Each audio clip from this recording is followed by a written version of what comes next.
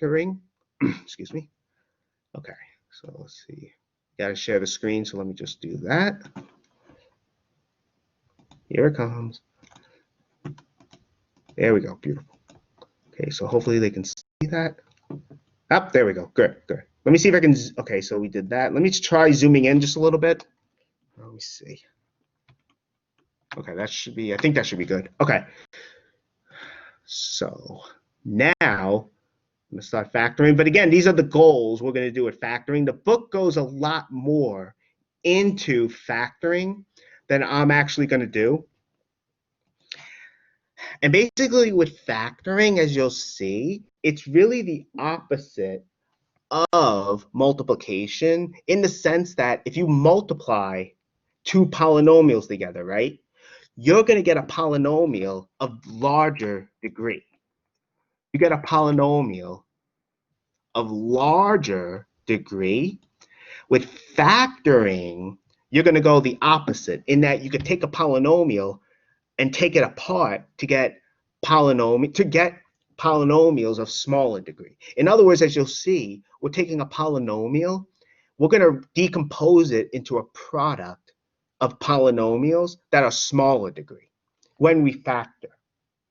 There are different techniques for factoring. As you'll see, one of them we're going to see is just basically factoring out the greatest common monomial factor. Now, I will go over what that is. Excuse me.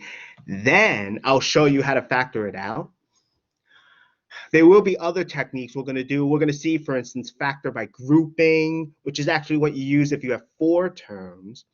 We're also going to see how to factor a trinomial, which is a polynomial that has 3 terms. And again, we're not going to go into this as much as the book does. I know the book, for instance, goes into factoring polynomials of degree 3. And for the most part, I'm going to focus on polynomials of degree 2, except when we do factor by grouping. But again, I'm going to go slower with this, mostly because this is actually pretty, this is not easy stuff. Okay, so first what we're going to do is the greatest common monomial factor. And of course, what I have to define, well, what is that? And this slide defines it. Again, I will post these slides later today. And here I'm just defining what the greatest common monomial factor is, called the GCF. It's going to be a monomial, hence the name. It's a single term, b times x to the m, where b and m are as here.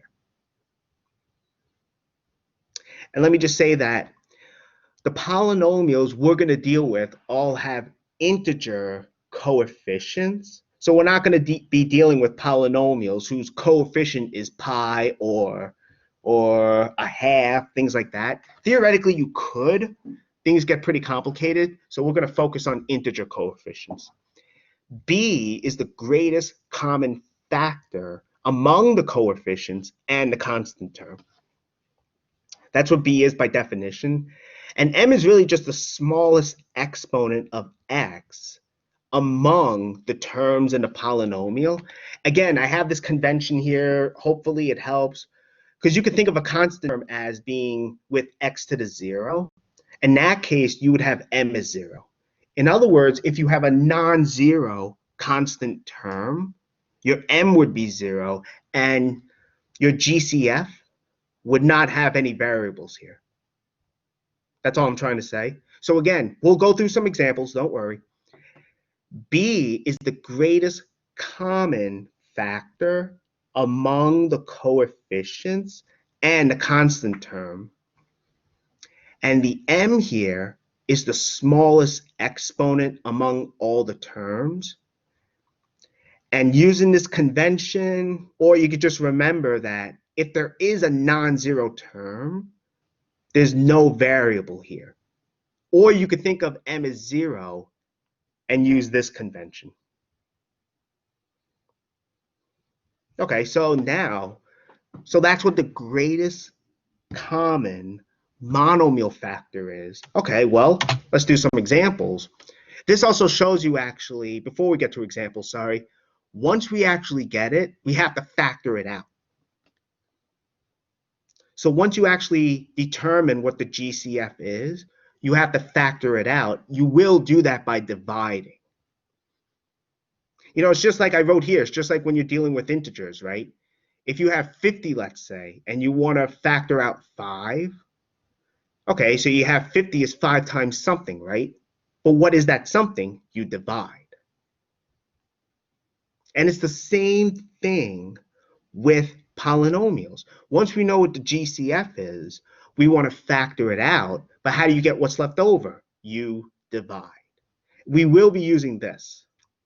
When you divide one monomial by another, it's actually not bad. Basically, you divide coefficients and you subtract the exponents.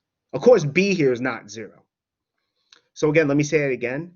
When you divide one monomial by another, you divide the coefficients and you subtract the exponents. Okay. So these are just some notes I wanted to put. Now we get to some examples. So here we're going to figure out what the GCF is of this polynomial. That is, yeah, what the GCF is. Now, right away, you can see, really, because I wrote it on the slide, that the smallest exponent of x is 2, right? There's no constant term. So we're going to get m in this case is 2. Okay. Now, what about 3 and 9? Well, what are the factors of 3 and 9? Well, 3 is a special number. Its only factors are 1 and itself. You know, such a number is said to be prime. 9, the only factors of 9 are 1, 3, and 9. So you can see that the greatest common factor among 3 and 9 is 3. You might have been able to determine that immediately, knowing that 3 is a factor of 9. So if you know that 3 is a factor of 9, that would tell you right away that the greatest common factor among 3 and 9 is 3. So the GCF here is 3, right? B is 3, m is 2, so we get 3x squared. Right? Again, if you go back, the GCF is of the form b times x to the m. M is the smallest exponent of x. In this case, so we get m is 2. B is the greatest common factor of the coefficients and constant term, but there is none. So we just get b is 3. Okay.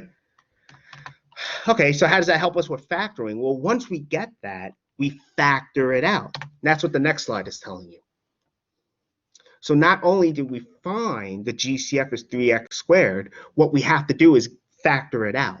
And this is what I was trying to say with 50. You know, if you factor out 5 out of 50, you have to divide. That's what we're going to do here. We want to write this as 3 times x to the x squared times something, but that something has to be this quotient. Okay, how do we do the quotient? Well, remember, you're dividing into a sum, so you divide into each term. And here is where you're using how to divide monomials, right? For this one here, let me get the, see if I can get the pen. Here we go. You know, if you're over here, for instance, right, you have 3x to the 4 over 3x squared.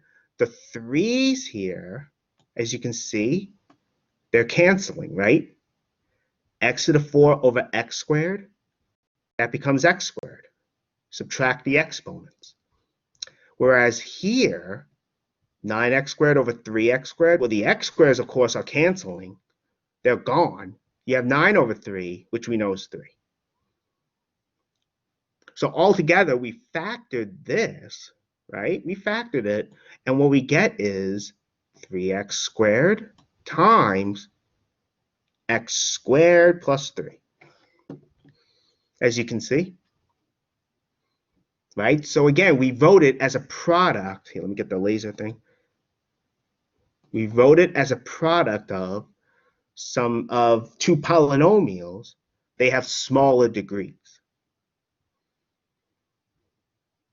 And it's good to check your work, right? You can check it easily. Namely, what you have to do is just multiply, right?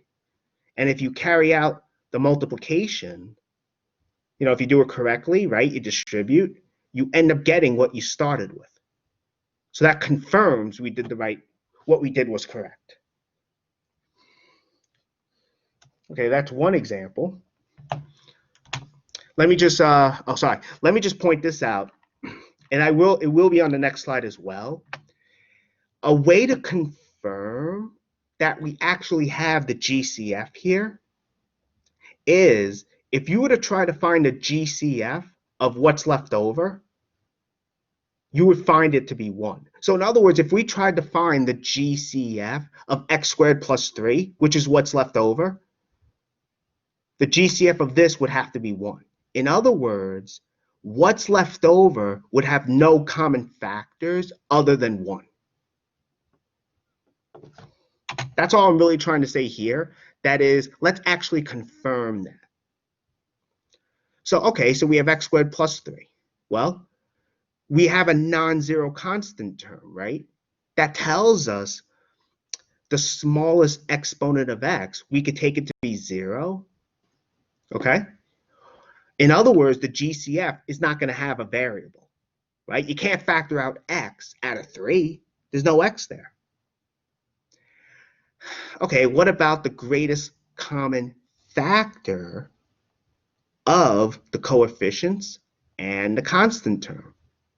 Well, notice the coefficient here is 1, right? And the only factor of 1 is 1 itself.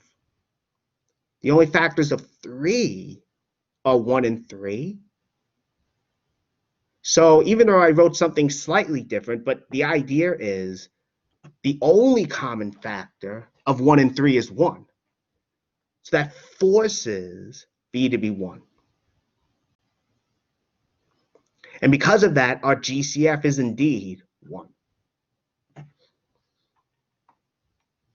Okay, so that kind of verifies it. Again, once you factor out the GCF, what's left over, right here, what's left over should have no common factors other than 1. And that's what we basically confirmed here. I'm sorry. Right. Now, on the next slide, I just wrote out some notes. One of those is what I just said, actually, right? The polynomial left over would have a GCF of 1. These are just some things I pointed out. The second note I actually said already, and this is actually what happened on the previous slide.